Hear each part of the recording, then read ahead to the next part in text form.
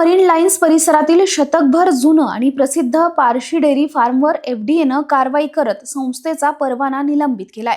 बुधवारी करण्यात आलेल्या तपासणीत स्वच्छतेसंदर्भात नियमांचं उल्लंघन आढळल्याचा आरोप करण्यात आलाय.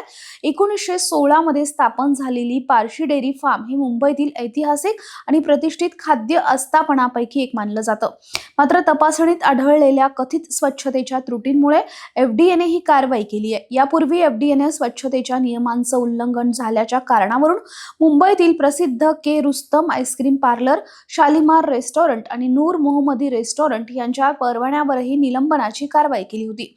अन्न आणि औषध प्रशासन महाराष्ट्र राज्याने मुंबईतील Parsi dairy farm private limited या कालबादेवी येथील आस्थापनेवर केलेल्या तपासणीत अन्न सुरक्षा आणि स्वच्छतेसंदर्भातील अनेक गंभीर त्रुटी आढळून आल्यानं संबंधित आस्थापनाचा परवाना तात्काळ प्रभावानं निलंबित करण्यात आला. दिनांक 14 जुलैला अन्न सुरक्षा अधिकारी यांनी केलेल्या तपासणीत अन्न सुरक्षा आणि मानके अधिनियम 2006 तसंच अन्न व्यवसाय परवाना आणि नोंदणी नियम 2011 मधील विविध तरतुदींचे गंभीर उल्लंघन झाल्याचं यावेळी निदर्शनास आलं.